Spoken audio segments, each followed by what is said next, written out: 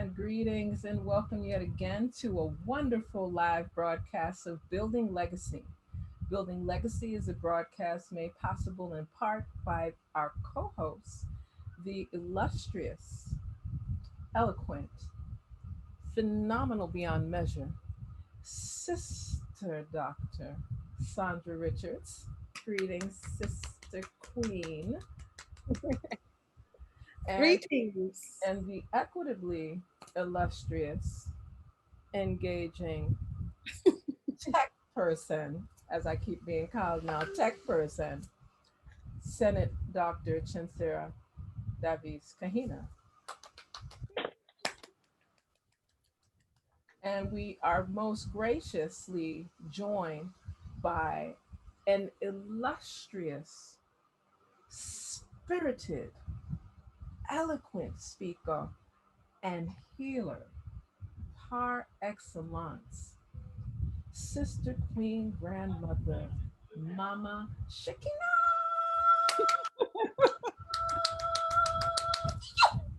So we just try to keep the energy going as we bring forth vibrations, techniques, and stratagems that have been part of our legacy building. When we speak of building legacies, and I, for those that have just joined us for the first time, we encourage you to recognize that some of the versations you'll notice we're really bringing verse and word sound power and practical skills, talents, and expertise that each of us are able to bring in regard to authentically and ma'atically truth, justice, order, reciprocity, balance, divine righteousness, and harmony. Got it? Yes. Vibration of upliftment of building legacy. So we're going to speak about who we are, yes. We're going to tell a little bit about some of the journey tribe we got, yes. And then we're going to share with you what we do, what we live, what we practice. And we're encouraging persons that are tuned in, that are listening, that are viewing, use the chat room here on Facebook. If you choose to, you can send email. It's a little bit easier for us to review what's in the chat, and we can add those commentaries, those inquiries, or just your voice and just your spirit so that we can collectively build legacies. And I always ask my illustrious co-host, Sister Dr. Sandra, to share opening reflections. Give thanks, give thanks, give thanks to you, African Queen Mother Warrior, Senate Dr. ChenziRa Kahina. You know, when we speak to each other and about each other, it's so important to lift us up as a people who have been marginalized and oppressed and downtrodden and misnamed and all kinds of things. Some of our work is about lifting each other up. And you know, I'm giving thanks for another day because they say, whoever they are, show me your company and I'll tell you who you are. And I look on the screen and I see two glorious priestess, queen mothers who are at the vanguard of warrior work, healing work. And on top of that, wise words and beauty. Imagine being in the company of wise words and beauty. That must mean something to me. So I am Sister Dr. Sandra Richards, and I am very humbled to be in service. We are joined. I'm so excited. I'm trying to stay in the chair. Stay in the chair. So I want to get this right now. We are joined by Queen Mama Shekinah, who walked into my life a few months ago, but I've known her forever. I've known her forever. You know, when you're looking for the wise ones, you know, when they took us away from our home and we were separated, but somewhere in our spirit, we knew we needed to find our way back home. Yay. Wow. So the conversation we're going to have about building legacy will include, and we will hear the voice shortly, of Queen Mama Shekinah, who has been for more than 40 years.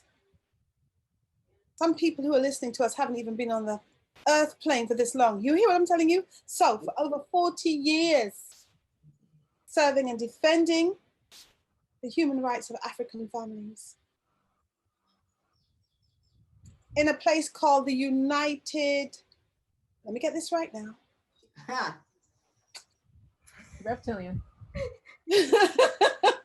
Snakes. Yeah. And doing womb to tomb work. Womb to tomb work. This is lifelong work and beyond. Addressing bloodline issues and much, much more. Much, much more.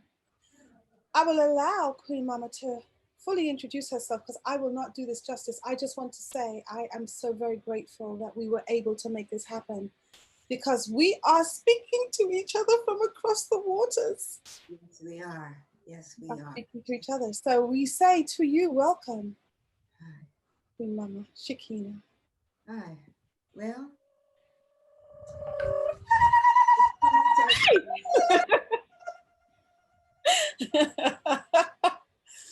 in hummingbird energy, in gorilla energy, the combination of we. Words can't say, but I'm gonna be obedient and open to words coming forth, conveyed through me, not as me. So I'm totally honored, humble, receptive, conveyed, and here as a vessel to convey message according to what brought us together. Sister Doctor brought us together from across the waters, as stated in all that we have ever done all my life. Excuse, please. Little bit of technical. We are having a wonderful time. This is live. Ooh, was that a liberation flag that just went past? I know it was. Wonderful. Back to mission though, my family. It is mission that brings us together. It is mission that from the time we open our eyes and before in uterine, that we are given a calling, a destiny, a way. And from the time I opened my eyes into a threat and hostility. Although in my mother's womb, I was safe and sound. The echoes of the ancestors' tribe, the ancestral tribe, the echoes of my blood's voices came forth with me as we, for a purpose in which there is no such thing as coincidence. And as long as it has been passed down through the blood, which cannot be denied, which cannot be polluted, which cannot be infiltrated and contaminated enough. Otherwise, we would not even be here with all that we've been through.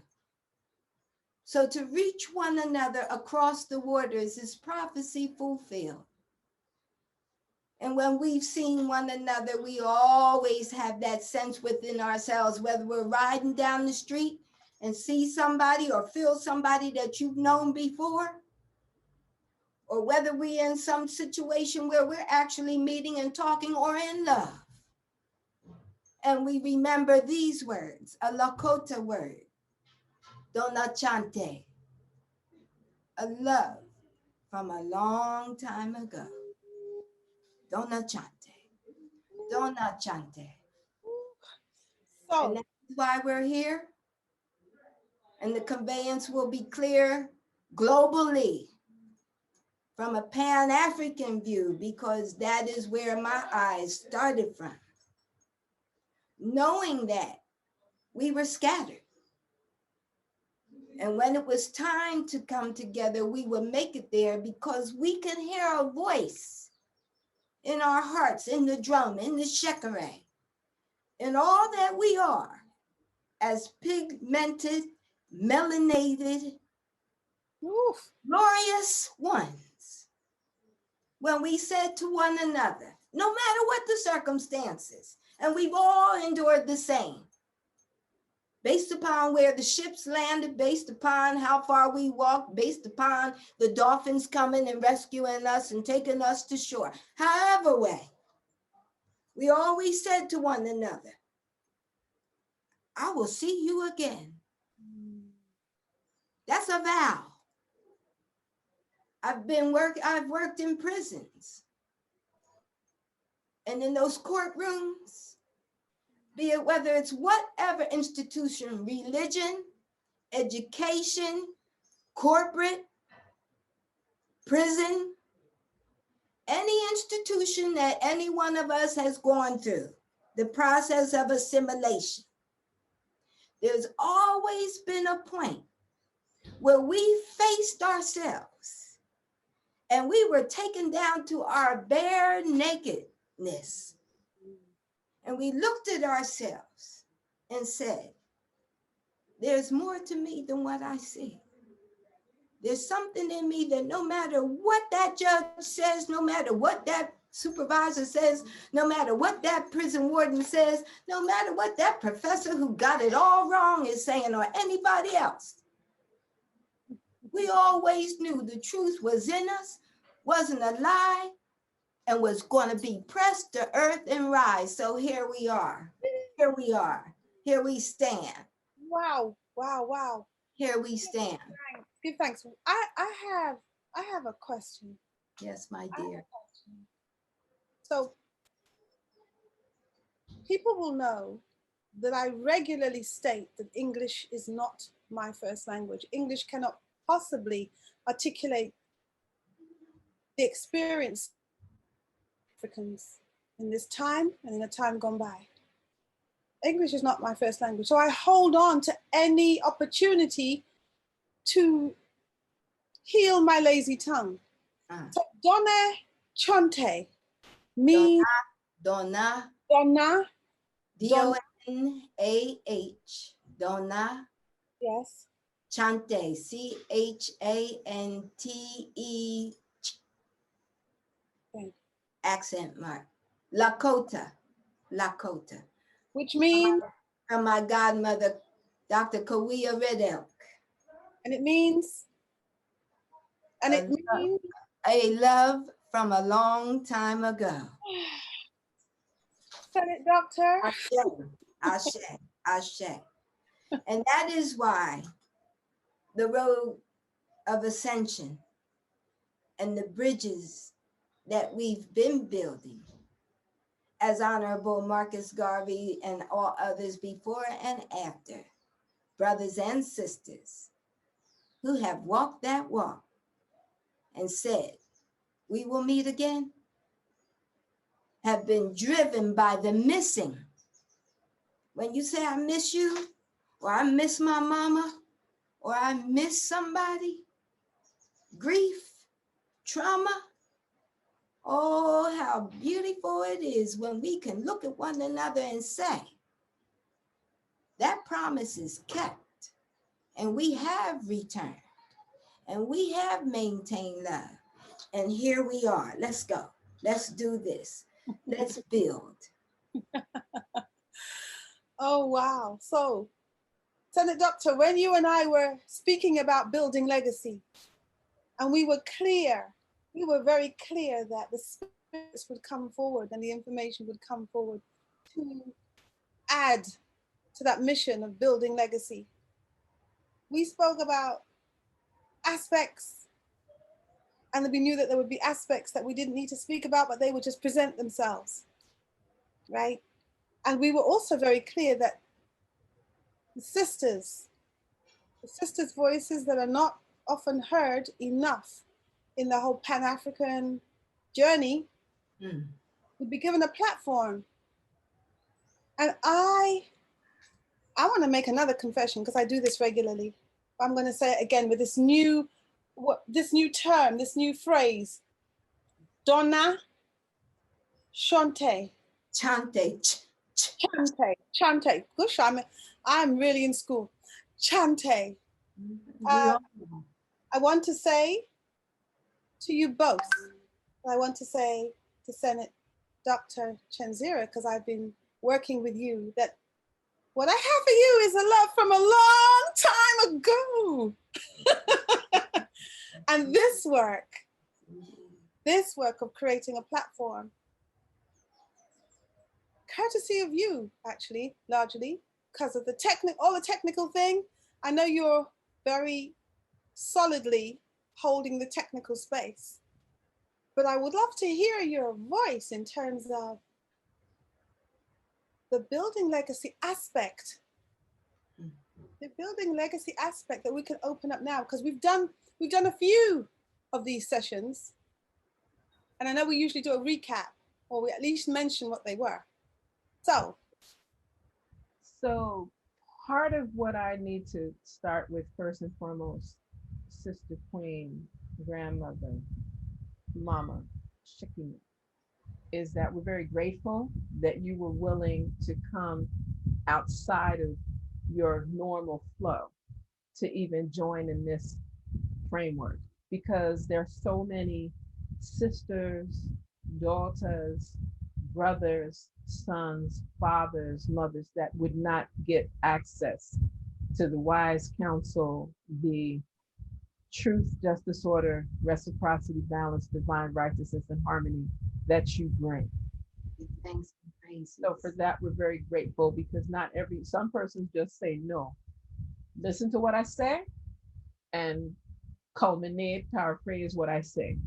So we're very grateful in that regard. And when we're putting this together, we knew we were putting this together from a very ancient, ancestral, African, Nubian, New Kushan, New Kemetu heritage legacy. And I'd like to say that again.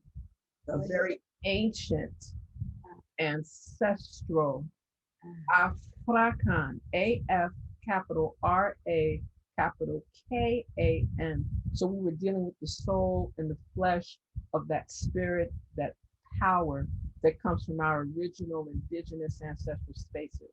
And because we have been engaging in the restoration of that which is Nubian, yes, that which is Kushian, yes, that which is Kemetu, yes, and all of our other wolf manifestations, not just manifestations, but those womb manifestations of all of that teaching and engagement and knowledge and wise counsel, having you join us makes us all elevate in a very powerful space for which we're grateful.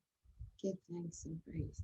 When we put this together, we had this wonderful little blurb, we're going to do the transcultural, and we're going to do with media broadcasts, and we're going to highlight conversations and actions and perspectives of the African experience as they will manifest in the UK, throughout Europe, across languages, inside of the continental African region, inside of the Caribbean, inside of the US, whether we speak of US 48 contiguous, or if we speak of America from the North Pole all the way inclusive of into the South Pole, because then we would be, there's a reason they call it North America, there's a reason they say Central America, and there's a reason they say South America. So we were expanding that. We're reaching out to our sistren and brethren that get overlooked in these versations around power, empowerment, upliftment, liberation, unification, social governance, all these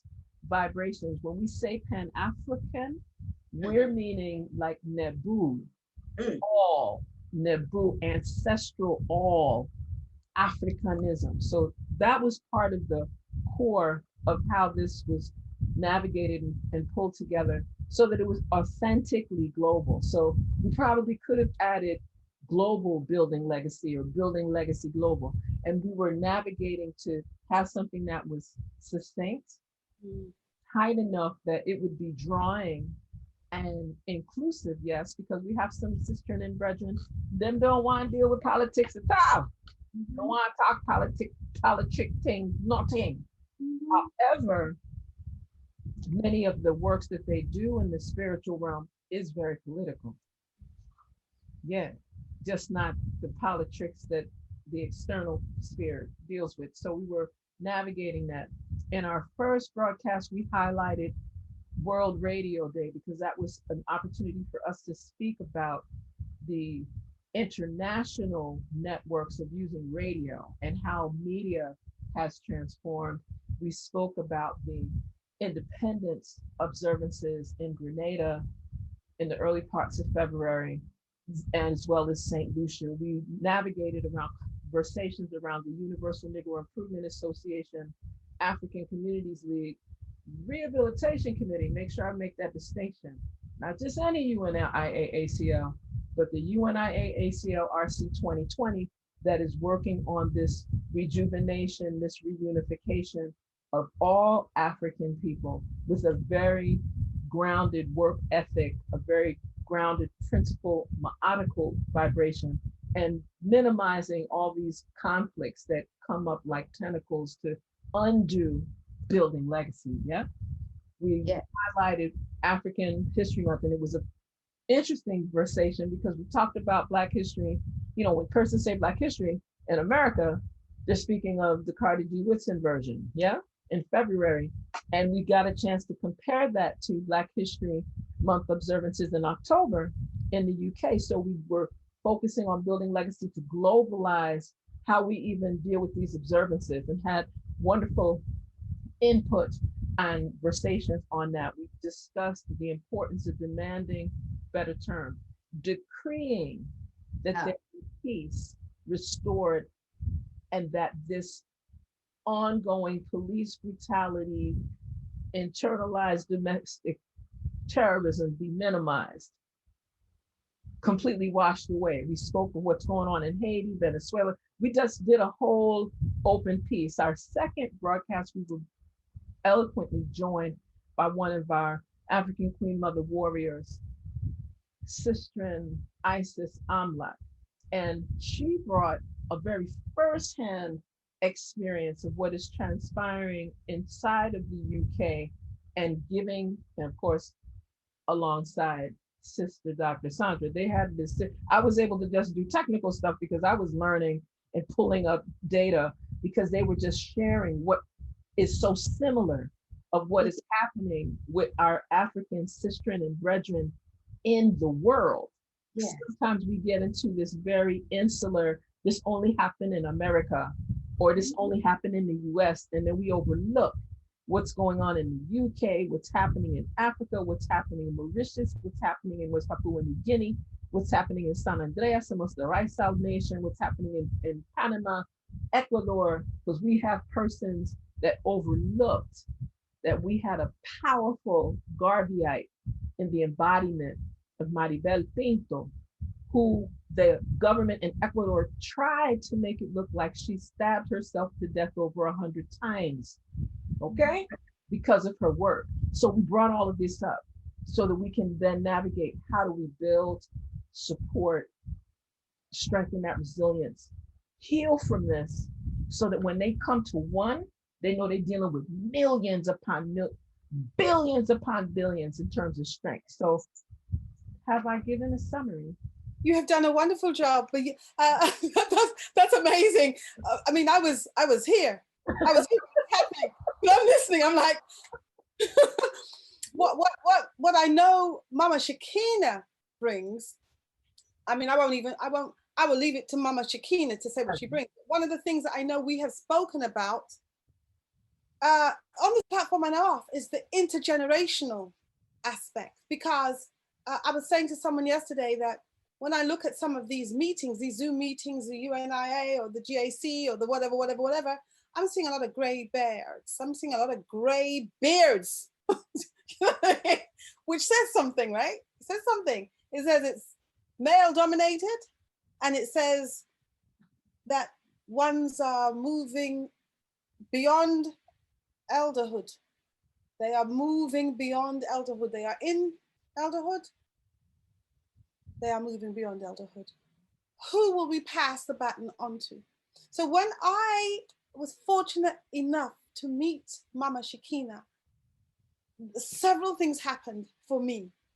Here was the manifestation of woman, wise woman, with every aspect of our journey covered, in the company of young ones, speaking about escaping from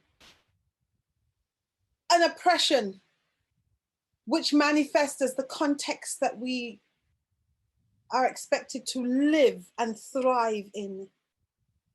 Kind of like open prisons. We're living in open prisons. So we can speak about the incarcerated, but then there are ones of us who are locked into a space, and we would love to leave it. We don't think it's possible. We kind of think about it in the kind of, if only I could, you know, I wish that I would. And what I witnessed with Priestess Mama Shekinah was a wise one who had spoke about a vision and who was manifesting it. This is not just a talk. This is not just some kind of theoretical abstract presentation. This is a livity. This is a trod. And I thought it would be great for us to hear the voice of our reflection about all that that means, all that that means, without any restriction, just as was said earlier on, spirit coming through Mama Shekinah, Shakur. Please tell us how, what, in terms of building legacy, your journey, continued journey, because I know you're in transition, all of that.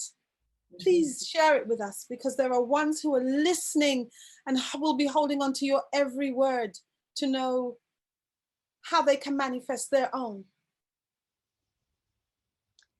I will do my best, family. Where do I begin?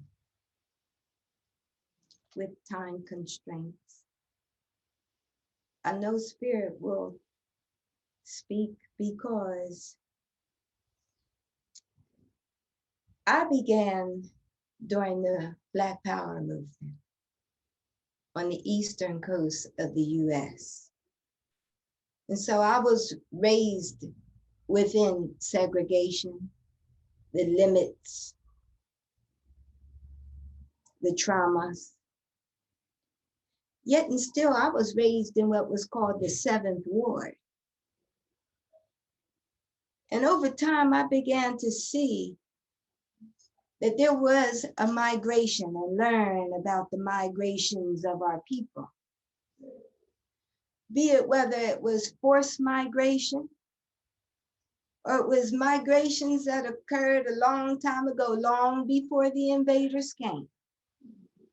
But the fact is, I was born into a realm where the invaders had taken domination, but within our community, we had a way of welcoming, receiving, moving back and forth, taking care of one another's children, not just the story of, if you're going to work, I'm gonna take care of yours, and living in the community, we had each other's backs, and if your child did this, we would spank them. We all know that story globally.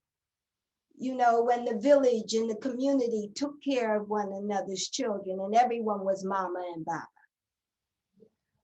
With the invaders severing or attempting to sever that, and with us scattered being in so many places, we began to understand that the only way that we'd be able to pull that back together in the 60s and the 70s in particular was to take our stance. So I was raised amongst an extended family of belonging. You know, in many of our cities and countries, you know, we find a sense of belonging in our tribal ways. We find a sense of belonging in our nationalisms. We find a sense of belonging in gangs. We find a sense of belonging, well, in those times, and once again in these times.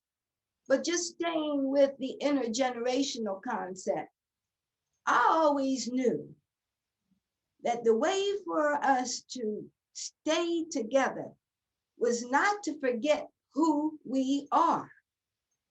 So after the years of disillusionment, when everyone was killed or in prison or heroin came in, drugs dropped in, you can limit it to COINTELPRO, but it's bigger than that. The way everything came in on us to break our unity up. There were those of us that stayed with them. There were those of us.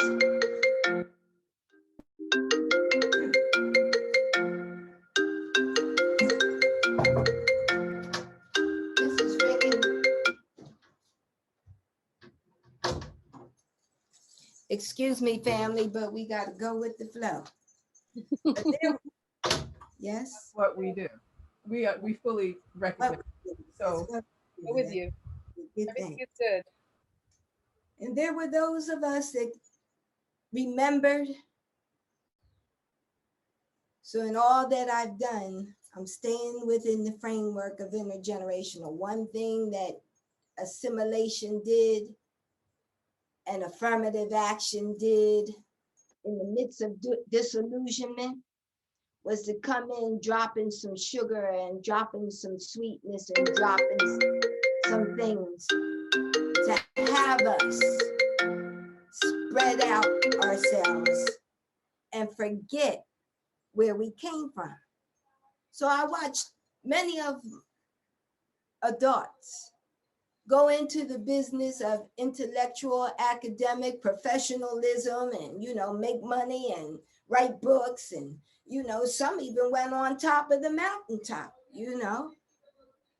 But there were those of us who stayed close to the ground, who always knew that the plot never changed, that the ultimate goal was to break down the whole family. Not just the woman, not just the man of we, but the generations of we, biochemically, however way, psychologically, whatever way they could, they were coming in. And whatever way we could, we had to reach everyone from birth which is the work that's been done by those of we who held strong, that once we went through whatever institution, we returned. And that was the key. Many of us stayed out there and considered ourselves on top of things. We know the story when you get the house, the car, the land, the this, the that, and we figure that we've made it. Forget about all those over there, those without homes, those in prison, those on drugs, those in situations of trauma. Unless they could pay for it and come to our office or come to our school or come to our situation. It's the ones of us who went to it. The ones of us who didn't forget. The only way that we're going to get there, like Mama Harriet, is to go back and reach in and to be willing to go down in the swamp because we've already been there.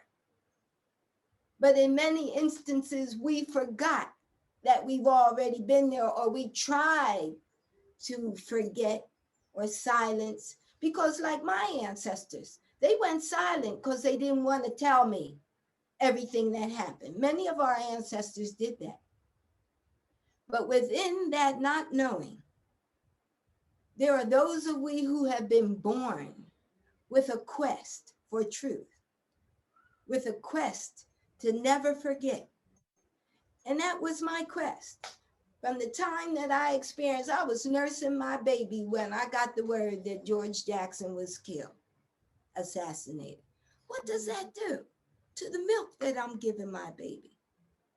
I would think thoughts like, what's the difference between my milk with this trauma that I'm witnessing, that I have to get through and keep going through and keep going through and keep going through, as compared to this one over here, who has someone feeding her baby like me? What kind of milk is her baby getting? So I knew it was important for me to keep the continuity of the one that felt that trauma and bring the truth in and reach for, because that's my innate responsibility to save ourselves. Not to count on anybody else, because when we really, really take our heads out the sky or out the sand, we realize that we all have the same enemy.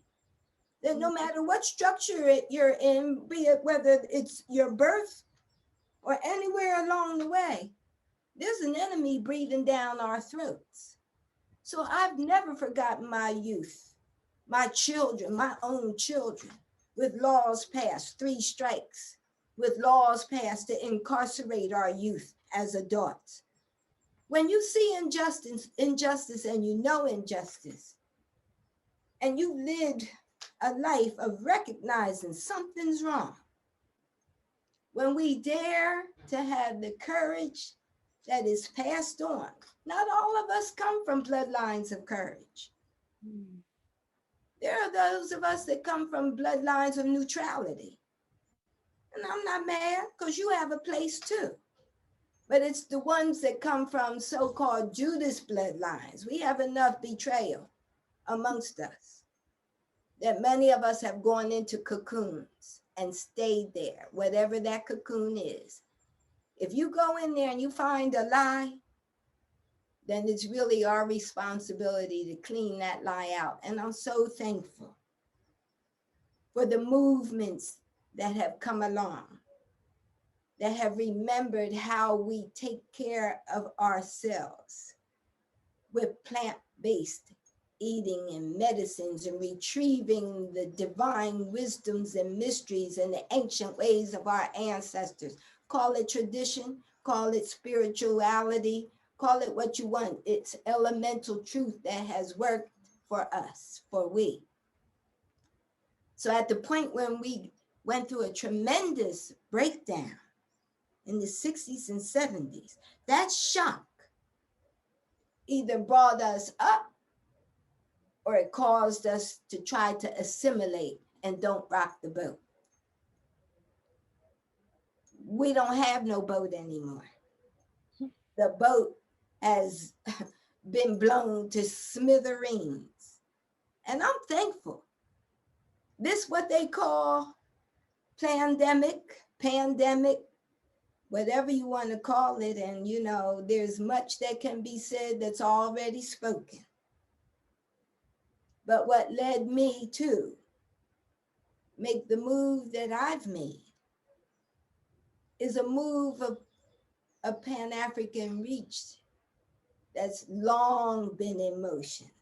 I am not the first. I pray that I am not the last, because as we all move, we find one another. Be it whether it's in Ghana, Costa Rica, as Sister Senator said earlier, we're everywhere.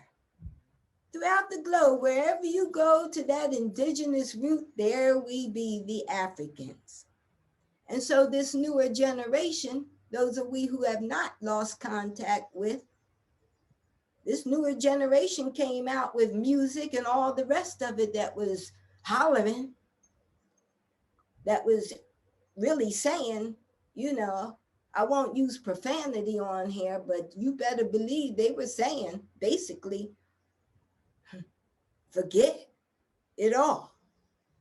And nobody has our back. So we're going to take care of business this way and that way and this way and that way and this way. Because my mama's over there, my baba's over there, everybody's stretched for whatever reason. And we're left in the lurch. And we started seeing what was going on. When my eyes were fully open from womb to tomb, and in that I'm talking about from birth to, in particular, the realms of incarceration, as you said, Sister Doctor, incarceration of the mind and the body has been happening in many forms.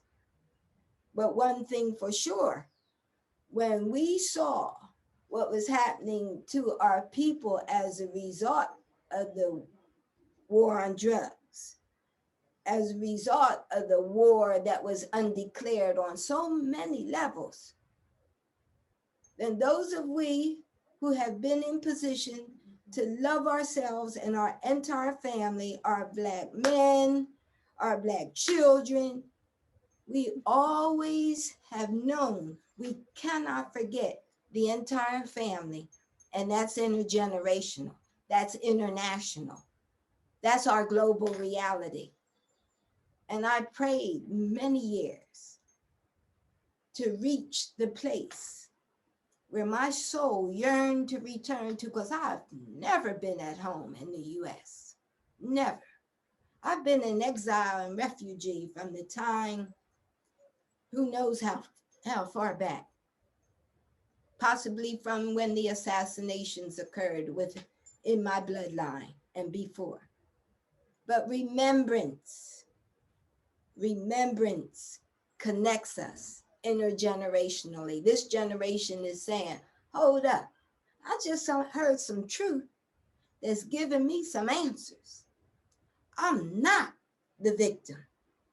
I'm not by myself. There are others who've been holding the line and aren't afraid and will go down in the trenches anywhere they have to go, or up on the mountaintop to reach us in a drug house or in corporate America and say, hey, what are you doing in there? Or come on now, let's get busy, because I know you got it in you, because we all do have it in us, the ability to retrieve our innocence. And that's through the healings. Great healing movements have occurred. I can remember some of the beginnings of it where I was in my realms, and each of we has our own cellular form. We can name the sisters and brothers, the wise ones, the medicine men and women, the brilliant scholars, those who have given their lives to make sure that the truth got told and kept. So now here we are with this next generation coming live and going beyond even a lot of the trickery and fuckery. And that's where I've been.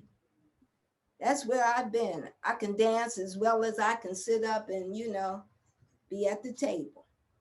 That's who we are as Black mamas. We are it all. We've been through it all.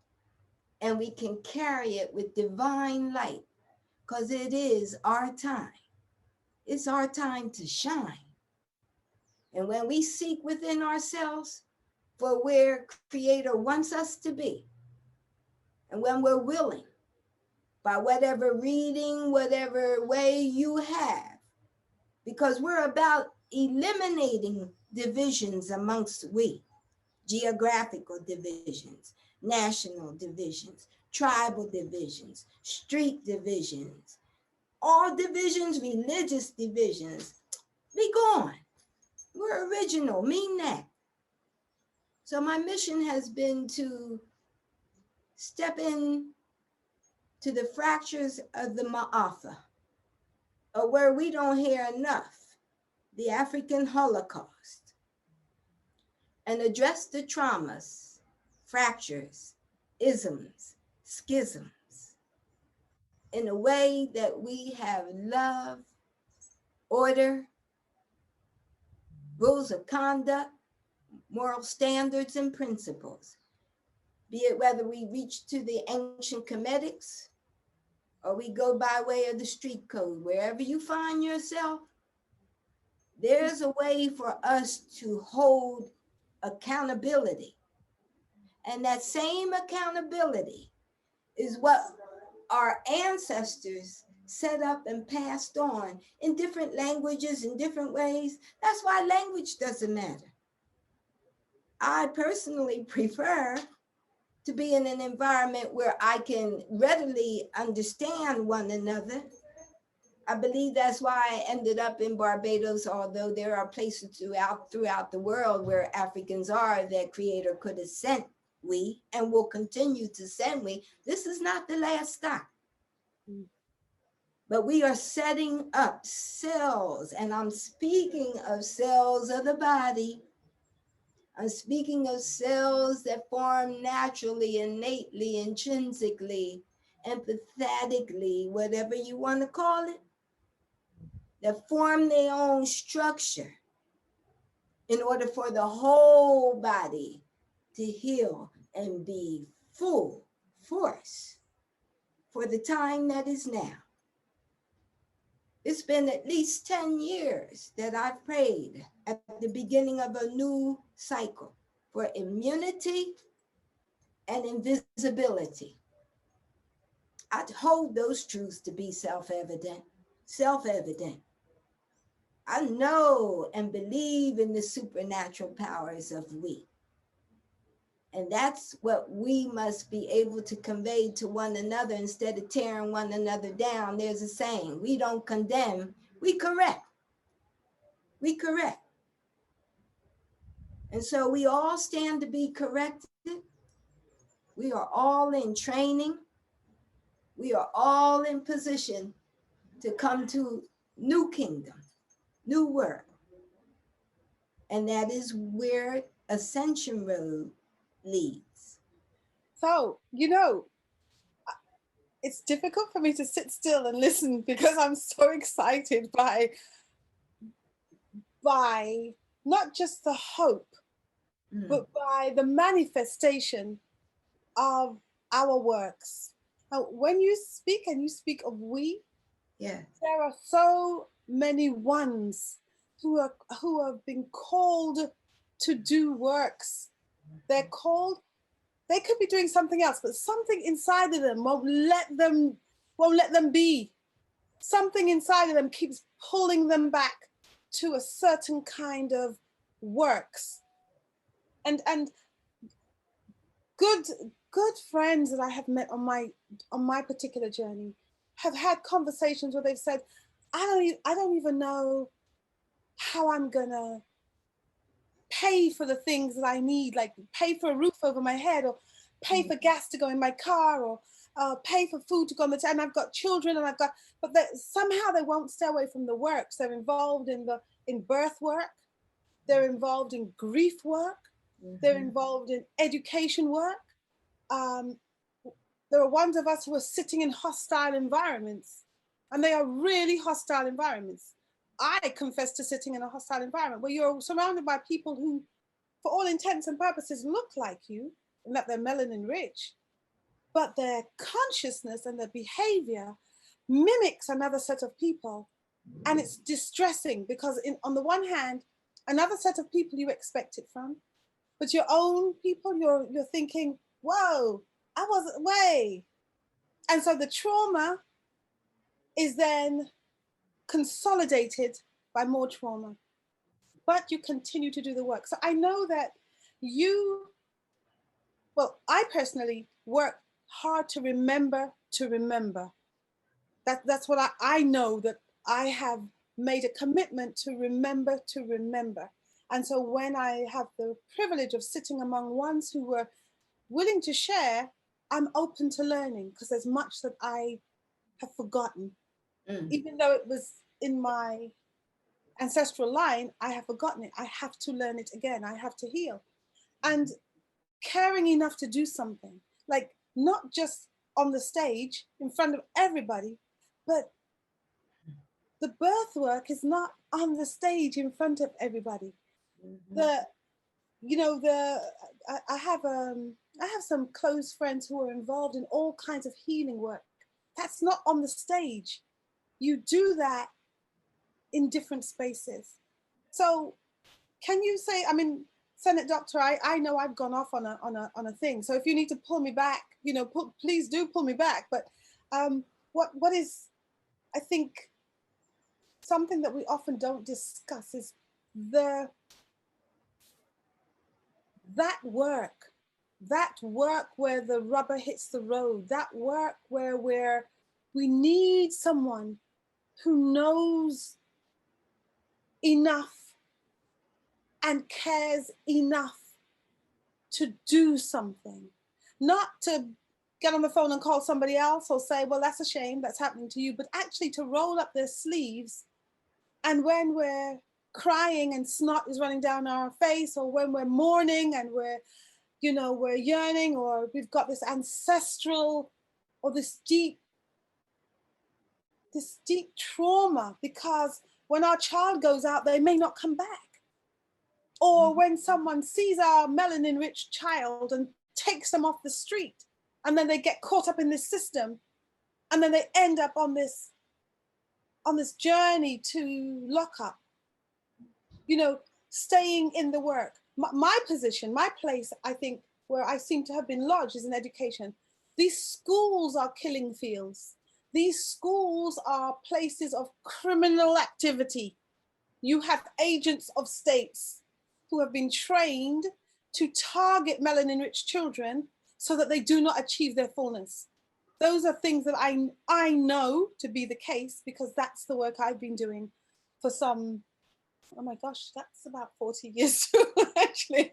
Now I've just aged myself. But yeah, this systematic attack on a people's, but you have to still be strong enough to do the birth work. So what does that look like? And how do we do the rites of passage? How do we do the cultural transference? If there are people who are watching and listening, how do you come to it? And what does it actually mean? What does it actually, like in real terms, mean? And what does Ascension Road mean? What are you talking about? Well, for me, once again, it's all about remembrance for me.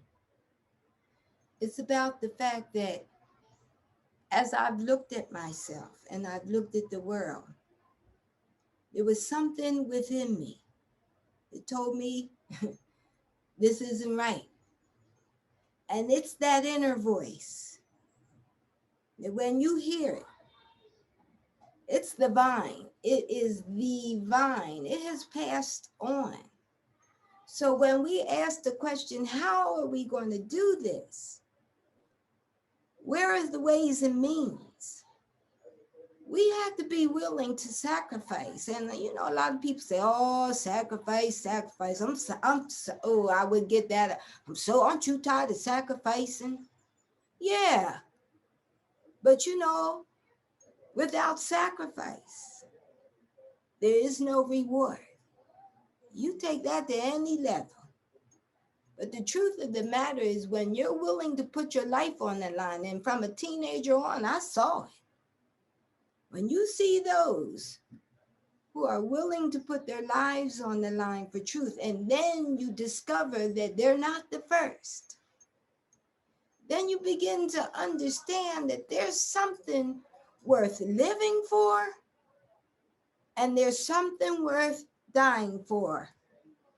And in that process in between, when you begin to trust, even in the midst of internal betrayals and all the games that are played, and we've seen it time and time, ain't nothing new under the sun, nothing. But what is new is the way, and I keep hearing it now, the way we respond. We got a new response now. We've seen it all, just about, internal and externally. Abusers, betrayers, assault, and those who are set to destroy. So now we've been able to retreat. There have been many retreats going on all kinds of levels. Before COVID and after, there will be those who have retreated and are looking for the same answers that we have sought and been willing to sacrifice and do without.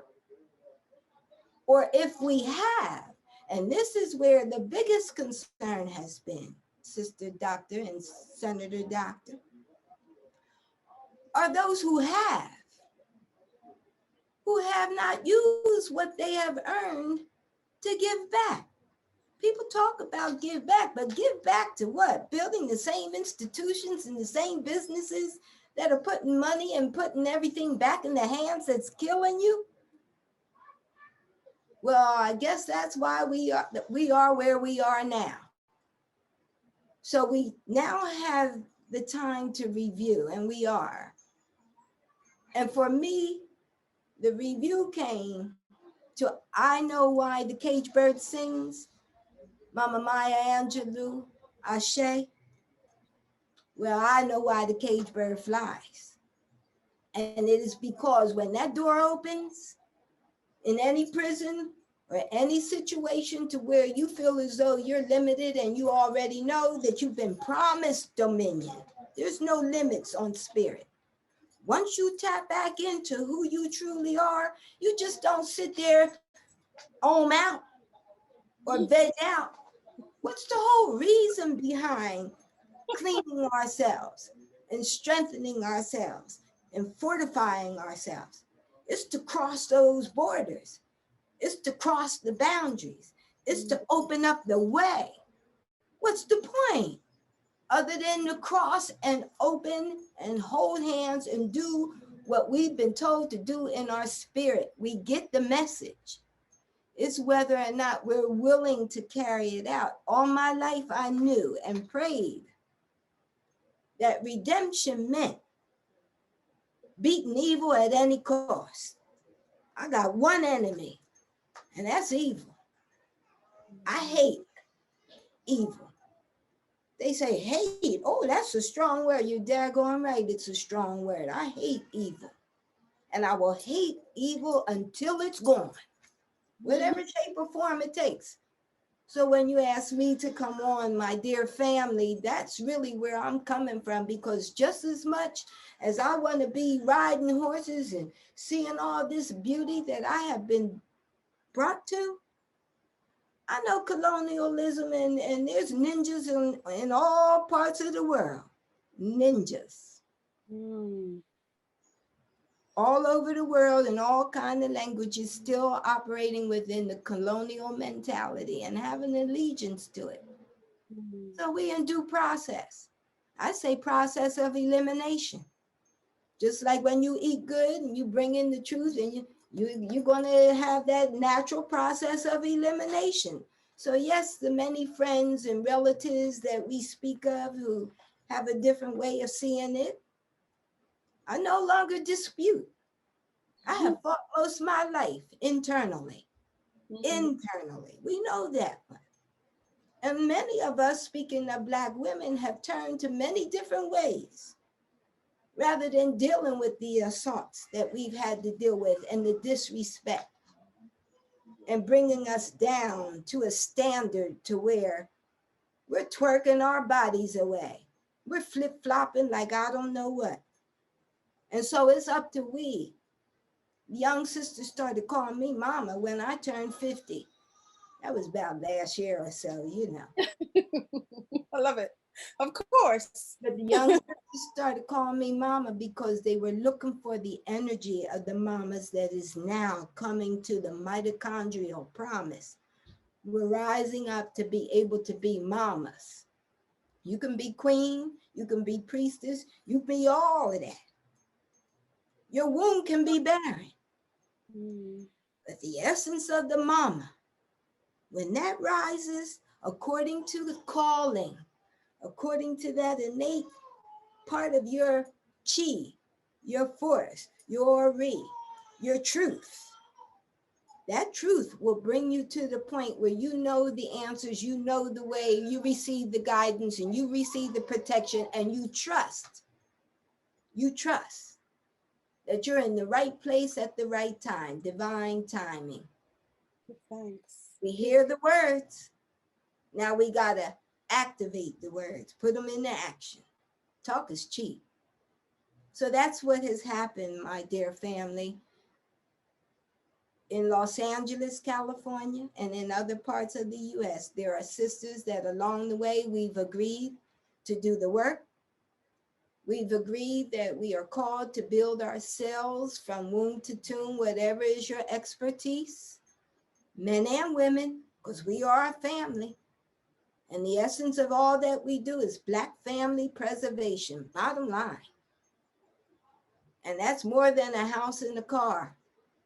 That's about really being willing to eat what we grow, wear what we sow, and live in what we build. Separate ourselves from the unclean thing. And we do know what the unclean thing is globally. It has revealed itself full force. Now, are we, regardless of what the controlling forces on our African continent and throughout the world, when we talk about politics, politricksters, and so forth, all is politics. It's just whether or not you're going to take it to the level of spirituality. To where money is mana. To where fair exchange is what we remember, is what kept us going before the invaders came in, tried to put midwives in white uniforms. Told you not to go to the Black healer, medicine man or woman, and completely dismantled our power and turned it into their corruption. But now we are returning. Sankofa. We are returning. We are returning to open arms, and that has been what has been so beautiful, family. I'm a realist, so I'm not sitting here with no pie in the sky, float away, you know, life is beautiful, peace and love, let's all just, no. I'm not that one, I've never been that one. Now I can get into some deep trance, but that's because I know that when the drums play, when the Shakur gets going, and when we really get in touch with elemental self, that we have all that it takes to come together and find one another again. And that is what happened when my granddaughter took me to Cuba first. Family was there. Language or not, the heart spoke. Translators were there amongst we, and the message got conveyed, exchanged, and we got it going on. And now Mama Shekinah, who's devoted my life entirely to doing whatever I had to do, with or without money, because someone always has had my back.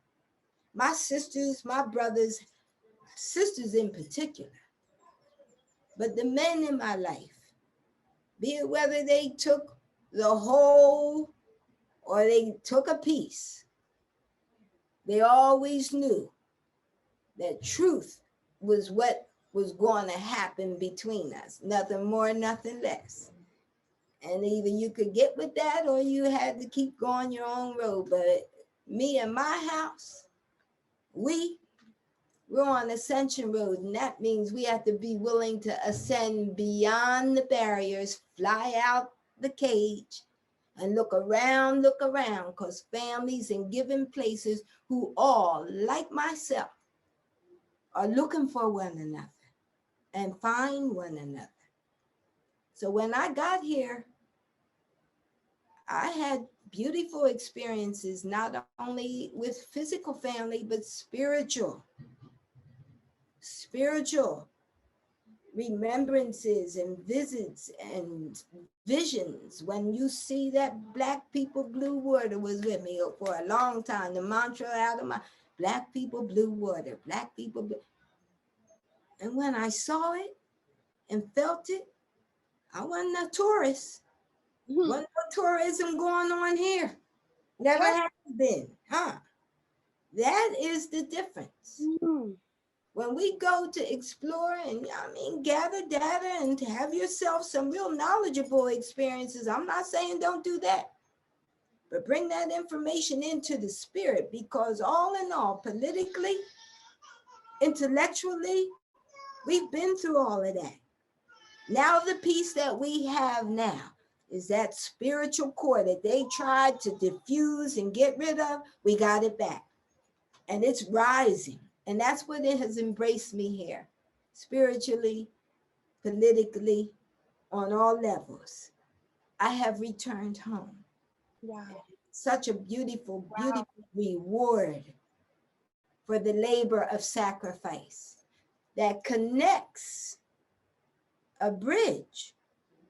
Because we go back and forth so long as we can, because we don't know what may be about to happen that will tell us where we belong to dig in. Right now, I'm gonna dig in where I am.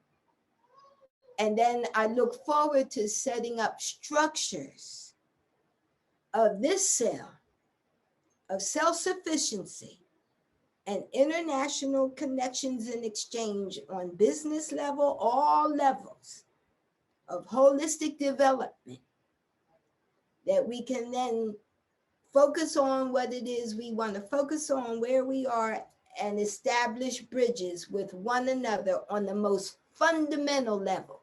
We don't have to have all these government grants and all permission from this one and that one and vying for each other's pennies. I've seen that so much in recent times. I removed myself from all of that game. And that was a real move, because then you find yourself really in the midst of basic living. How wonderful is that? Simplicity. That's the return. And in that return, then abundance comes. We hear all this law of attraction and abundance. You daggone right. It comes when you're willing to let go first. Are you willing to come with me and let go? Wow. Oh, watch how the numbers fall then. Wow. Watch how the numbers fall then, unless you are getting some kind of attention and that feeds you. But we're no longer in it with ego. We're no longer in it with anything other than the desire to complete, so that the next generations can desire to have babies. I've run into more sisters this time. I don't think I want to bring children in. Brothers too, young ones. Oh, no, I'm not with that. Just about making this money. Well, how about, I found out today in Compton, I was really surprised. I thought this pandemic would take us off the streets and really have us reflecting. I heard today by sound, source, that crime has risen in Compton. For one place, I was surprised. So the fact is that as we've been in these stations of healing and development, and all that we have been in, those of we who have used this time to fortify ourselves for what's to come, everywhere from our own food supply to our own living supply to our own measures of self-defense. and I say that clearly, every natural entity on this earth and all planets that they're now trying to explore and escape to, there's no escape. But the fact is, we all are in position to pull it together. Wow. Pull it together and defend it. And defend it. Be willing to defend it on whatever level we have. We have all kinds of levels of defense. And so going to the most original of our medicine and weaponry and celebrations and ways, we all stand to be corrected, because once again, if any one of the ways was totally correct, we would not be where we are now. So let's take the best, leave the rest, bring it all to one table, one pot, stir it up, and watch this whirlwind do what the whirlwind's going to do to rise up as the rest of it falls. This is powerful. This is so powerful, because when you speak, I need to do my tech intervention because we've not taken our music break at all. Okay. All right. Well, can I suggest a music break and then you do a music break? I don't. Do I have it? No, it's coming from me. So, doctor, your faces look like what is going to happen now? Yeah, she's serious, girl. I like to have. I will relax that. Move forward, Sister Queen. All I was going to do was say, that's beautiful. This has been evoked from Mama Shekinah. I simply wanted to say, we never get weary. We never get weary. So we've been down in the valley for a very long time. We never get weary. Senate Doctor, do you want to join in? Or do you want to play? I'm still dancing. Go ahead. And stay in. I bet everybody on the line. Come on, y'all. Let's all dance. We don't even need the music. One song, one rhythm, one heartbeat, one drum. Well, Senate Doctor's got some tracks lined up there. I don't have any drums. That was just came up in me. You let it out. Give thanks and praises. Thanks. Ashe. Let it fly. Yes. Fly. You're not going to sing again? Okay. But I'm not going to do it by myself. Well, I'm sure that Sister Queen Shekinah, I'm multitasking. So, all right. We never get weary yet.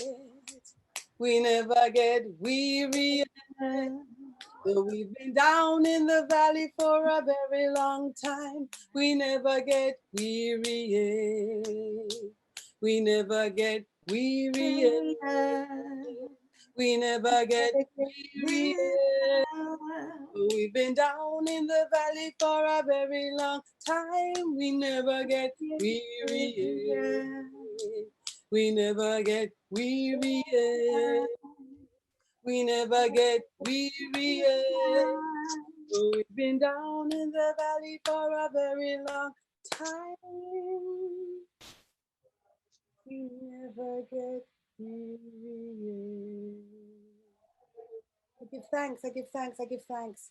Your sharing with us is so powerful. The warrior energy is so powerful, and the healing energy is so powerful. Give thanks and praise. Senate Doctor ChenziRa. I hope I haven't disrupted our program too much. Spirit just did that, like, woo, okay. That's why I humble to letting you do this portion of the segment, because this is very fulfilling to hear the spiritual healing revolution be at the forefront. So for that, we're very grateful. And that you were able to offer up the what is to be done and what is to be sacrificed in that. That's very rare and very essential. So that's why I'm more in a space of reflection, navigating. There's a lot of really positive commentary for what is being shared. Persons are still recovering from some of the references of, when we say fuckery with a PH, people have to get that because it's not slander or cursing. It's just a description of what is manifesting amongst us. The linkage to all of the work that's being done. There's a number of, yes, some of this is organizational, some of it we have a particular framework that we'd like to adhere to in light of being in a broadcast media space. However, when you start to just share spiritual journey, trotting work, and have to pause and sing, that's natural. That's the natural, ancient, original African way. So, so that's part of why I'm just in a receptive mode. I am here, believe me. Thanks with your brilliance. Are you going to bring their family? I know at one point we discussed having the family come in and we could use the musical interlude so that they can gather and that way they could come forward. Is that what you desire? Yes, and if I may say at this junction here, do I have a minute to say something? When we speak of how we get there, when we have little or nothing, it is amazing how Creator has brought forth family of all ages to step in to take care of business from where I come. Those, some will go, some will stay. Those who are willing to stay are taking care of business, growing food, watching over what needs to be watched over, and doing works to be able to gather what the mana, the money, and lay tracks in our communities so that it is understood we're not completely letting go by any means. We're digging in. And as we dig in, the help comes, the money comes, the way comes. And that is the spirituality of it. Like angels, the ancestors appear. And so that is the way that I've been moving, by way of spiritual blessings come from amongst we. And so as we move, when I got here, granddaughter, the younger generation reach out based upon what they do, and they are so brilliant. This social, what's this thing called that we're on? What they call social media? Ooh-wee, they be hitting the mark, let alone the brilliance that's going on in community, books that are being written, designs that are being created. I mean, we have everything we need on the highest level of technology to the most fundamental root basis. We have family in position who are holding it ready. And when I got to Barbados and saw what family's doing, we just naturally came together. And I know, I gotta say it, but as soon as that queen was booted out in November, boot, then it's like Bossa and everybody else start rising up, and I'm riding these roads. And I would like to share after this interlude, the family that's here and everywhere family, believe it. We are everywhere waiting for one another. And even if we don't seem to have the means, watch the doors open. Watch the doors open. And I've been a living example and will continue to be a living example all my life, that when you hold, the door is open. Don't break, don't compromise, and watch the family come, and we see one another, say, oh, I know you, I've seen you before. That's our bloodlines meeting from all four corners of the world. It's in Revelation. The remnant, the last of the great fiber, that now if it's a little bit with a bunch of strings, that's the cells. And watch ourselves be the family of New Kingdom. Love y'all. Let's go. Mm. You ready? You ready, Senator, Doctor, Sister Doctor? Make sure I clear this up. I am not a senator. I do not wish to ever in this life be a senator. I What do does it say? I don't know. no. We're good. We're good. It's just SNT is Senate, and Senate is spiritual sister.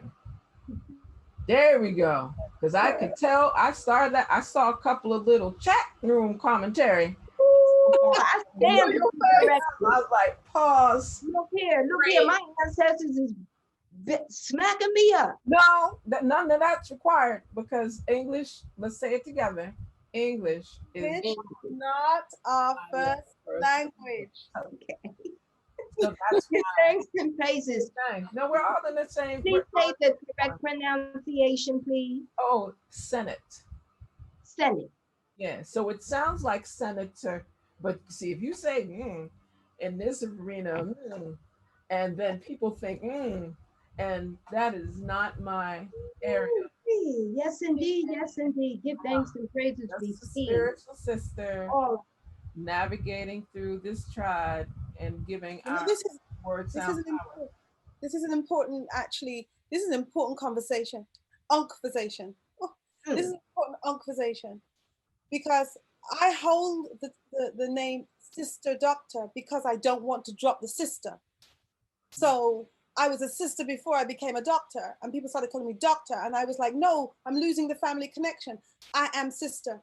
And I am confident, I hold a position that we will be the ones who decide what we are to be called. We will determine that. Right. We will not be fearful of anything. So when I first started speaking to Mama Shekinah gave me her correct title. I am to be addressed in this way. Likewise, Senate Doctor, you have told me I am to be addressed in this way. And more of us need to do this. Yes, we are to be addressed in this way. Order, respect, and with that in place, I will share a very interesting sound that is an original from the work of Nikki Giovanni called Ego Tripping. And most persons are accustomed to hearing it as poetry. So this rendition is by one of my mentors and guides who is now an ancestor, Timothy Graphenreed on piano, with one of my close senator, spiritual sister, Dr. Lillias White. And I think you might enjoy this one. It sounds really pretty high. Let's go.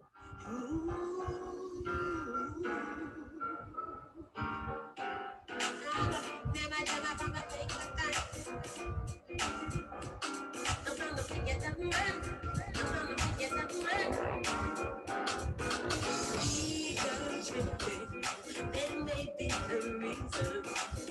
I'm ego tripping. There may be a reason why ego tripping. There may be a reason. Ego tripping. There may be a reason why. I was born in the Congo. I walked to the Fertile Crescent and built the Sphinx. I designed a pyramid so tough that a star that only glows every 100 years falls into the center, giving divine, perfect light. Man! Oh! I sat on the throne drinking nectar with our lives. I got hot and sent an ice age to Europe to cool my thirst. My oldest daughter is Nefertiti. The tears from my birth pains created the Nile. I am a beautiful woman. I gazed on the forest and burned out the Sahara Desert. With a packet of goat's meat and a change of clothes, I crossed it in 2 hours. I am a gazelle. So swift, you can't catch me. I'm a gazelle. So swift, you can't catch me. I'm ego tripping. There may be a reason. I'm ego tripping. There may be a reason. Ego tripping. There may be a reason why I'm ego tripping. There may be a reason. For a birthday present when he was 3, I gave my son Hannibal an elephant. He gave me Rose for Mother's Day. My strength flows ever on. My son Noah built new RN. I sit proudly at the helm as we sail on a soft summer day. I turned myself into myself and was Jesus. Many told my loving name. All thanks to all praises. I am the one who would say, I still got my backyard. My bowels deliver uranium. The violence from my fingernails are semi precious true. On a trip, no, I won't come. Ooh, and blew my nose, giving on to the Arab word. I am so hip, I am so hip, even my errors. I am so hip, even my errors are correct. I sailed west to reach east, and had to round off the earth as I went. I sailed west to reach east, and had to round off the earth as I went. The hair around my head thinned, and gold was laid across 3 continents. I am so perfect, so divine, so ethereal, so sweet. I cannot be comprehended.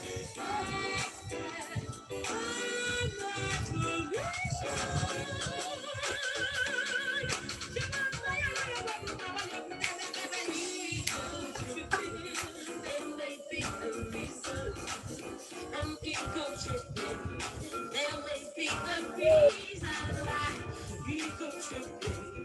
There may be a reason tripping. There may be a reason why. I mean, I can fly like a bird in the sky. Did you hear me?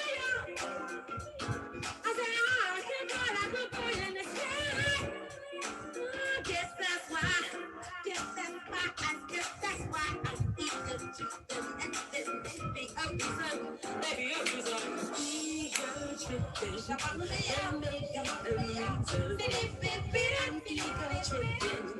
There may be a reason why. Ego tripping. There may be a reason. Ego tripping. There may be a reason why. So now that we've had our short intermission that is so eloquently complimentary to what we've been saying for the last hour and change, this is where we always, again, speaking of building legacy, the family is coming with Mama Shekinah. We're looking forward for the family to get settled. And while that's myself and Sister Dr. Sandra will just have our customary conversation while they're getting settled. You know, we're very grateful. Sending a shout out to just giving us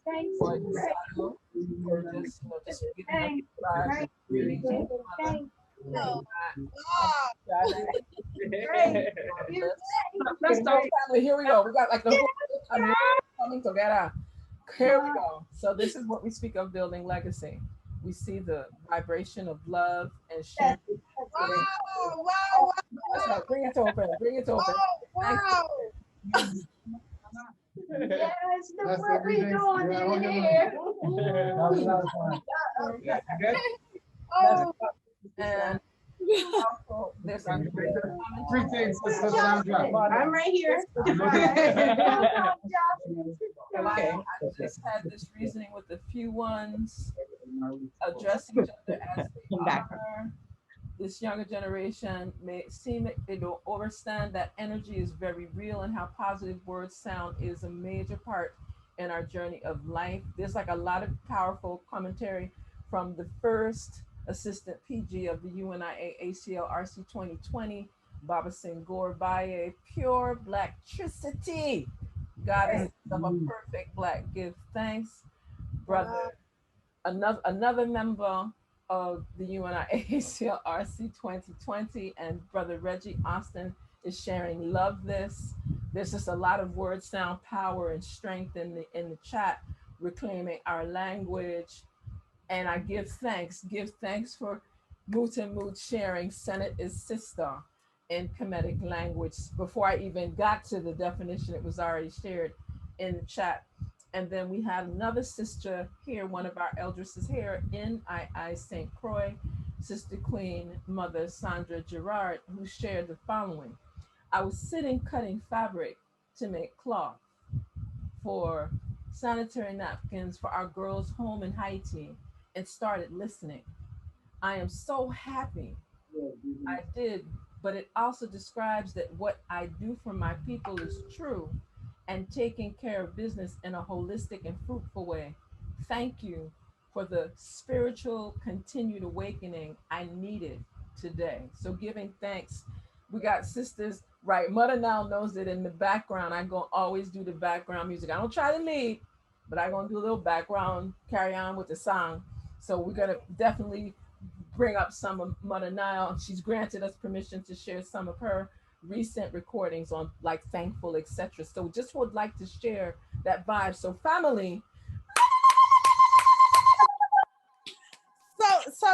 So what I see, well, first of all, blessed love, family, blessed love. I see my queen over there. I see you. I see. Oh, mwah. Much love, much love. Rastafari in the house, blessed love. You know, we are just watching African people joining one another from across the water. Another set of people came among us and tried to divide us. They tried to interfere with us, but we are working to return to each other. Even if, as I said, we have different schools of spiritual practice, we recognize the melanin in us and the blood and the ancestral promises. Mama Shekinah, perhaps you can introduce our family who are with you. I'm looking at the young sister queens there, and I'm just, and look at the kings. Oh my We're going to keep on multiplying and pulling together as one. So yes. I mean, it's like I'm speechless. So I would like, based upon our time, for each one to possibly say, I don't know, I can't speak. Cool with that? Like, so we're live. So if Mama Shekinah says X, that's how it's gonna go. But bottom line is we are one.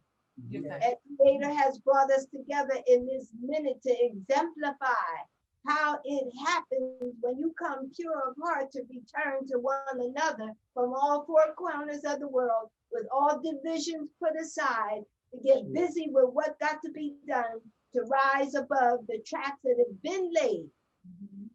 And now we have now earned the place to put forth globally, intergenerationally, what the master plan is. Once and for all. Once and for all. This is it. This is it. Victory, triumph. Senate Doctor says we are live. So we may be being joined by people on, is it YouTube, Facebook, or all these different platforms where we're being. Interesting platforms, and people are calling in, are actually tuning in from around, like from South Africa, from Papua New Guinea, from Kona, Hawaii, from different parts of the Raizal community and Islas Providencia, and there's a lot going on. So that's why it's important for us, for the family. We desire to let the family share the word, sound, power, and strength that they desire to share, because it's about building legacy. So yes, Queen. Thanks. Mama Shekinah, before you pick it up again, just for those who have joined, what is happening is we are building legacy across the waters, across geographical lines. We are returning to our way. We are returning to each other. Mama Shekinah, who has been in this work for over 40 years, has demonstrated that you can have a vision to leave the open prison or plantation or whatever it is, and actually take the bold step away from these philosophical, different kinds of prisons, step out, and family will be at the other end to receive you. This is what we are witnessing now. So the young sisters and the young families have, well, I think actually Sacred or somebody else should give an intro because time is short. I know you're wanting to celebrate because you're traveling out, right? Young sisters, you're traveling out. So if you could just say to the listening audience, what is going on? Because they'll be wondering, what is going on? I'll start. My name is Hakika. I am Nana's firstborn granddaughter. And this is my sister Jocelyn, Mama Sophie in the back here, Ross Lee, Brother Simeon, Aqua, Brother Watu, and Najuma somewhere in the background, but this is our village. Mama Juma.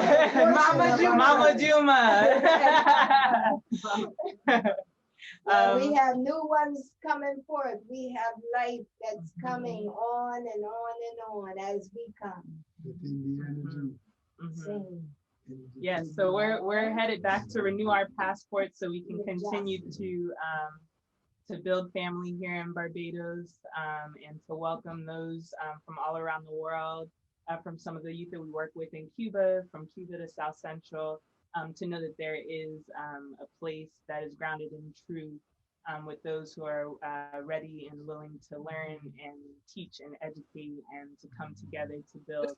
A little bit to your right. Thank you. Build together. So I speak for everyone in saying that we give thanks for having us here, and we're going to continue forward and encourage all of those who are watching to do the same. Give thanks. Lovely. The ones who are watching from wherever they are know that they can step away from whatever the chains are that are having them believe that perhaps other people can move, but they can't move. We have with us Mama Shekinah.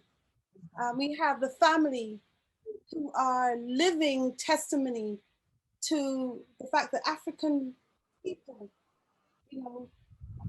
indigenous peoples, we don't have to be constrained by some other person's idea of where we're allowed to go and who we're allowed to be.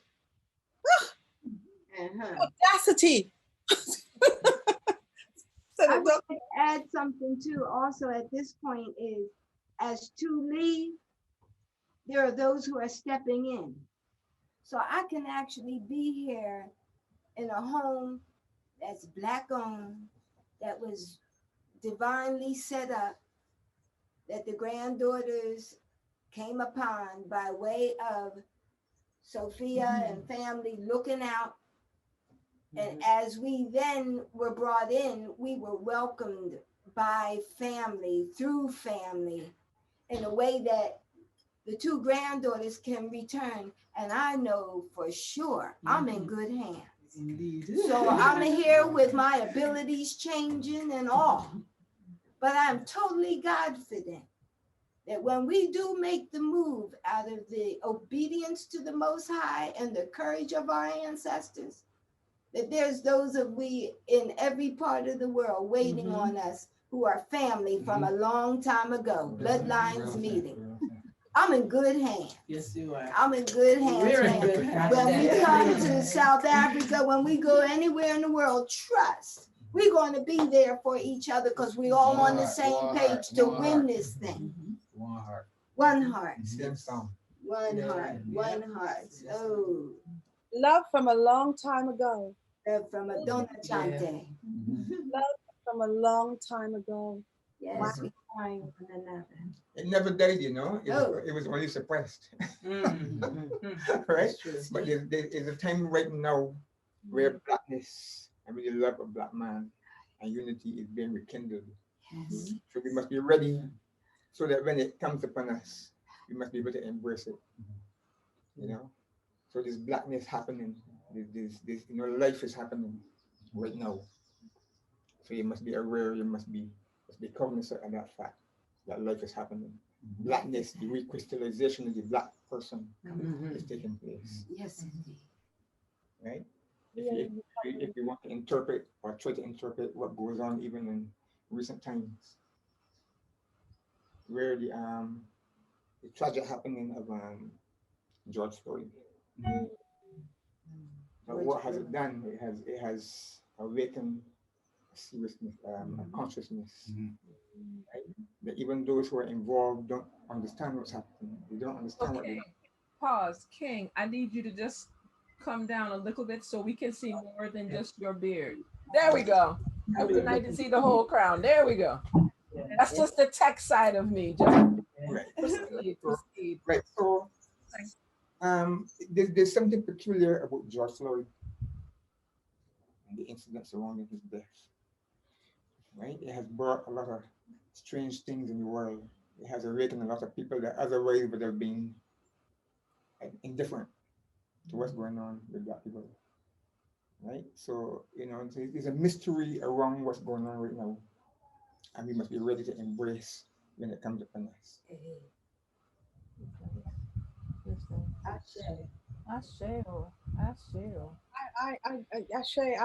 I really over that. What we witnessed in the UK and around the world, we witnessed an African man being lynched. That's what we witnessed. Yeah. They can call it what they like. What we witnessed was someone taking great pleasure in the suffering of my son, my brother, my father, my husband, my friend. That is us. That George Floyd is us. Yeah. The idea that it's not us is a very dangerous idea. The idea that because we live, in I don't know, California, it's not us. Or because we live in Yorkshire, it's not us. Or because we have a car, we know somebody, it's not that incident was all of us. I think that is one of those things that it pierced us, but it reminded us to remember we have more in common than we have that separates us. We are viewed by another set of people in a particular way. Let us never forget that. Indeed. I don't think we can. Indeed. You speak. It's true. Sophia. And that is the unifying factor. We were blessed to experience an atrocity that happens throughout our world every day, all day. And for it to come onto the screen, that's the Most High permitting it to come at these times where we all say, we know what that is because it's not new to any of us when we take our heads out of the sand or from out of those places where they tricked us into believing it wouldn't happen to me. It already has. So it's a blessing when that shake up, it's a trigger. And that trigger hits something in our blood. And white folks can act like it hit them too. Cool that. Allies are cool. But who feels it knows it. And when you feel it from the inside that goes way back to the beginning of time, there's no way you can tell me that you feel it like I feel it. You got your part. We have our part. And we're doing our part in obedience to the Most High, Chief and Commander. Woman and man. Woman and man. Man and woman. Balance.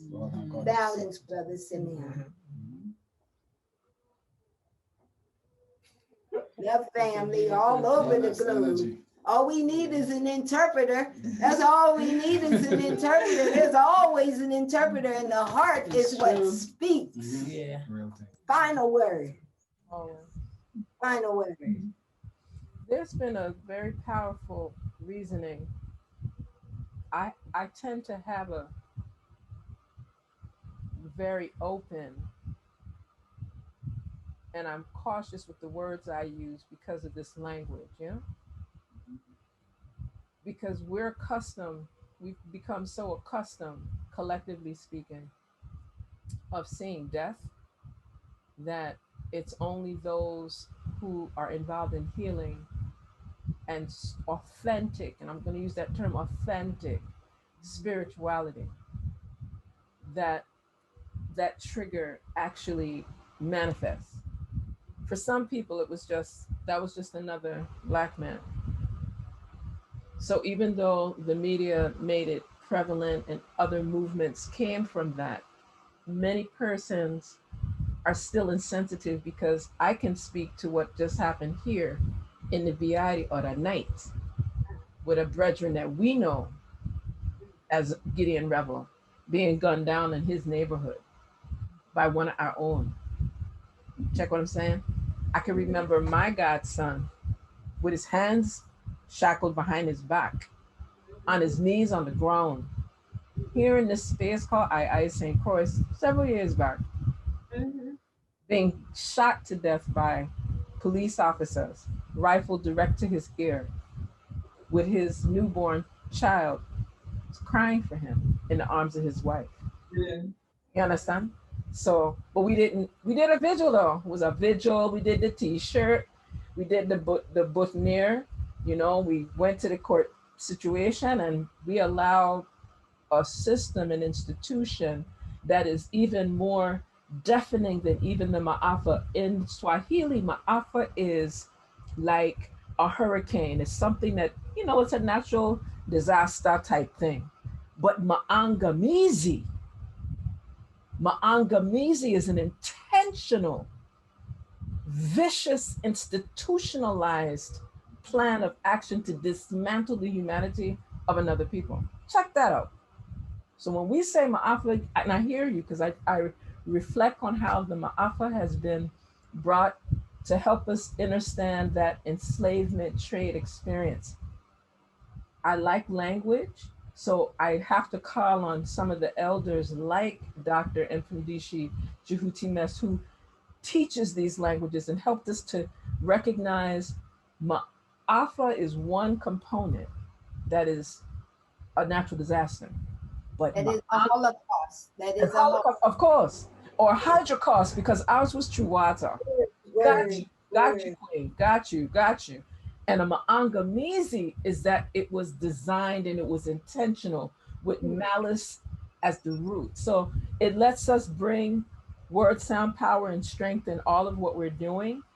And I really am grateful for the reason that so that we're able to, when we speak of building legacy, all of these things are happening, yet we're able to do X, Y, Z.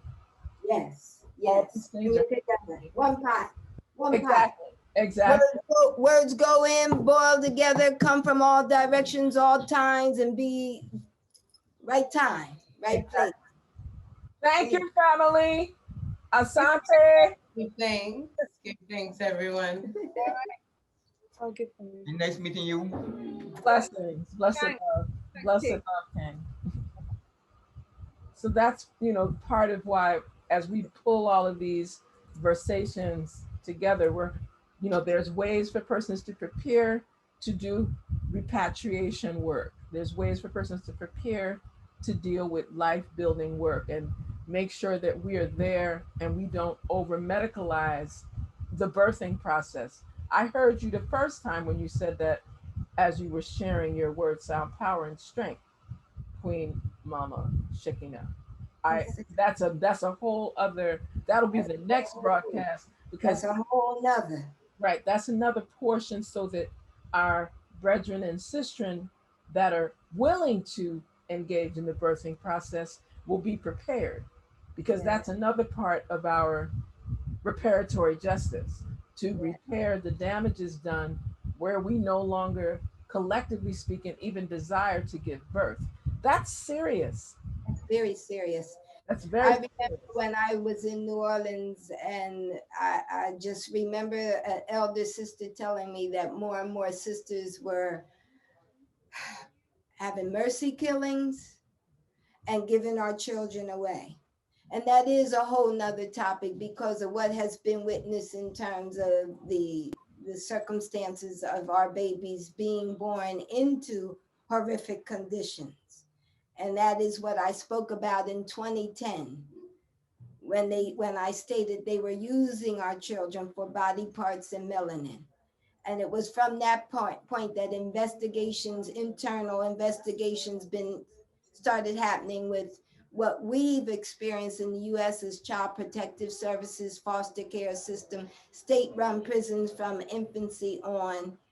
And I am in position for my ultimate calling, vision, goal, to bring together the Hummingbird Project, which is a whole structure of those of we in position to eat what we grow, wear what we sow, live in what we build, and set up interventions to birth within sovereignty, to live within sovereignty, and to defend within sovereignty as we birth free and as we live free. And those children who are not claimed or able to be claimed by relatives as we used to do with all the red tape hoops they've set up, ultimately I am starting the Hummingbird Trust Fund for orphanages, waiting homes of our own, the Hummingbird Project. And we can look at that at another time, but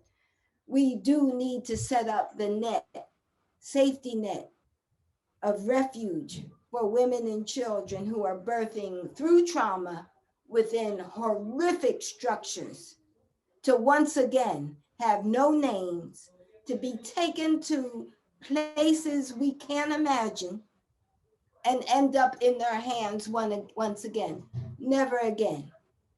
So yes, womb to tomb. Let us work together and bring our skills together and our hearts and souls together to find each other, to set up structures of liberation beyond freedom that calls for us to do without in order to build abundance. Bring it in. We have plenty skills and resources. We really are very grateful as we get to our it's never a closing, it's just a shift for this next portion. We would welcome you offering any particular word, sound, power you'd like for our listeners, our viewers to have from you, Queen, Mama Shekinah, and then we'll have some reflections, of course, from Sister Dr. Sandra. I think I'll be very short today. No, I would just like to say that I'm thankful for our family connecting. Mama Shekinah, can I pause you? Doctor, can you arrange for Mama Shekinah's to be in the frame properly? Because we're going to be sending this out and I want to see her fullness, her gloriousness. Her head is at the top of my screen. Is that right? Or is it? I can't control that. She has to. No, I know. So I'm asking you to just pause while that. Yes. Her gloriousness. Getting better at this. To our global family, from the lowest valley to the highest hill, in all four directions, I can only say that all things are possible. That in the midst of it all, there is a vow, a blood covenant that was established a long time ago, that as we stayed or as we left, by whatever means, we always knew we would return to where we came from. So within ourselves, as our blood flows and as long as we have breath,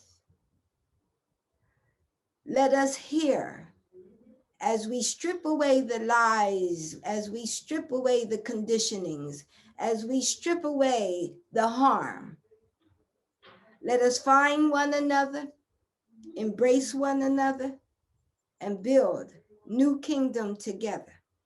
And be receptive when each one comes with what we've been given from birth to bring to the table of liberated living and continued life when everything else falls. Believe that. Our ancestors did not do what they did on behalf of liberation in vain. Oh, no, no, no. They are not. Their lives are not in vain. We continue and will always be the ones we knew were coming. Mm. Mm. Ashe. Ashe. Ashe. Ashe.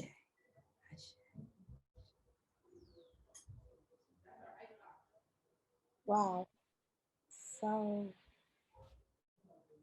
the nourishment, the wisdom, the love, the direction, the example Praise God.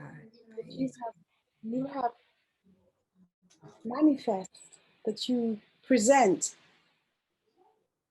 is glorious. I am grateful. We are grateful for your time. I know you're in transition. I know you have arrived physically, but you are still awaiting some things and you are in transition. And you also have your family with you to celebrate and receive you as your grand ones leave to go back to sort out what they have to do before they return. And you have afforded us the time, which is another example of sacrifice. There are a number of things I would have heard in your messaging today. One of them is to receive the abundance, you have to let go of the things that you hold on to, that you hold dear to you, because they are not the real thing. They're not the real thing. We have to return to ancestral way of being. We have to return.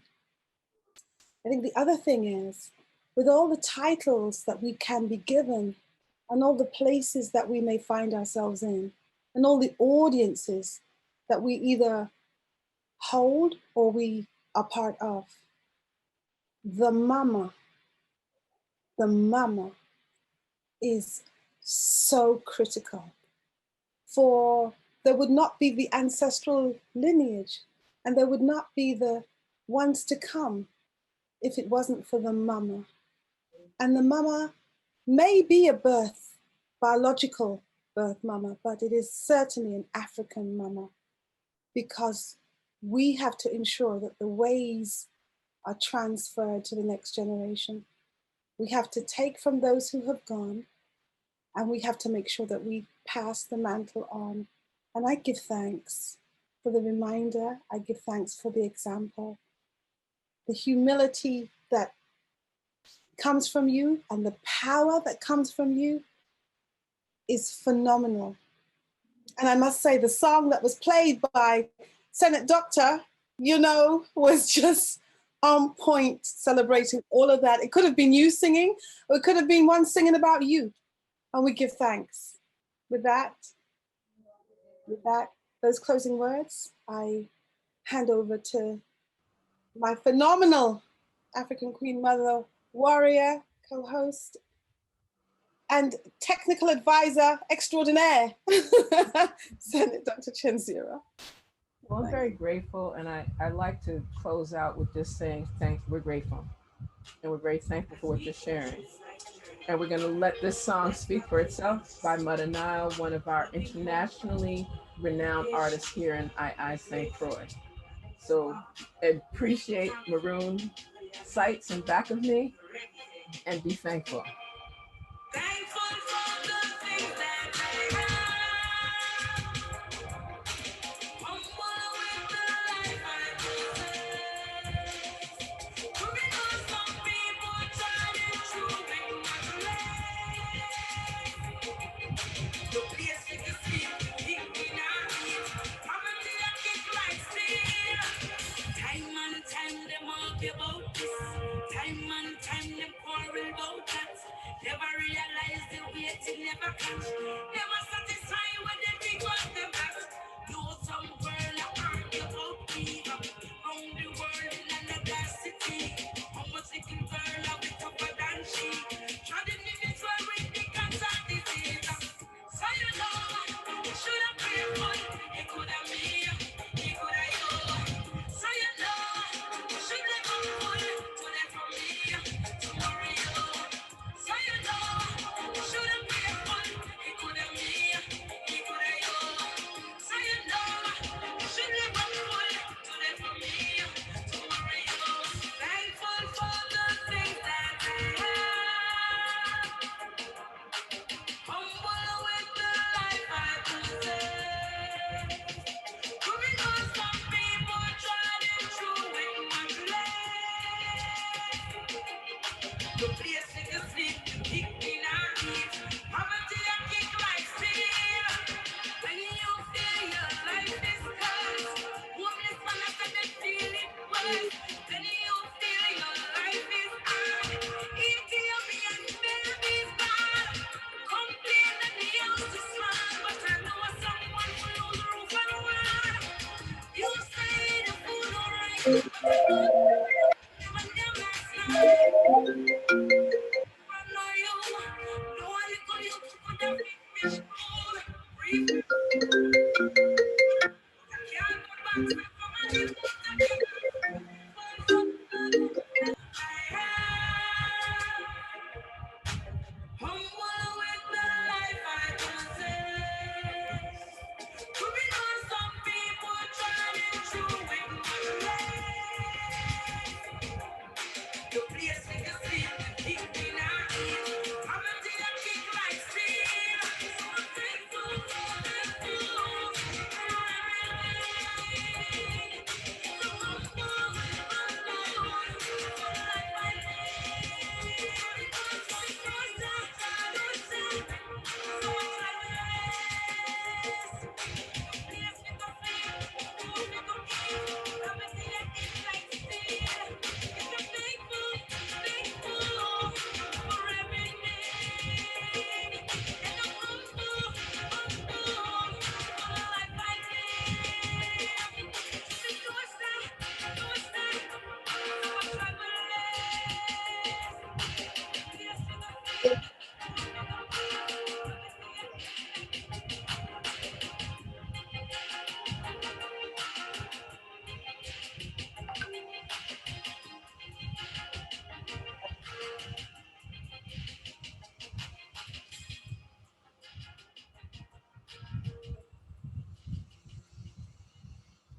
Hotep, my sister, it's been an honor and a privilege. We're looking forward to you joining us in the very near future to just bring more word, sound, power, and strength. And to our viewers and listeners, really embrace, learn, teach, act, share, build with Building Legacy.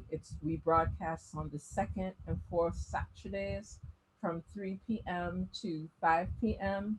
Atlantic, Caribbean, 7 p.m. in the UK, and we can navigate all the differences in between. And we are really encouraging word, sound, power, and strength. If there are any questions, any commentary, any inquiries, any recommendations, any suggestions, any building legacy plans you got going on, bring them, bring them, bring it forward, bring it forward. And with that, we say, Dua Winter. We give thanks and praise for everything. We give thanks and praise, and we're very grateful for having Queen Grandmother Mama Shekinah Shakur join us. I was waiting for it. I was waiting for it. So give. For what? What you waiting on? I was waiting on the sister. I was waiting for her sound. It was. It's coming. I've been trying to keep myself under control. I'm so grateful. Love y'all. Love y'all. More time. More time. Blessings and abundance.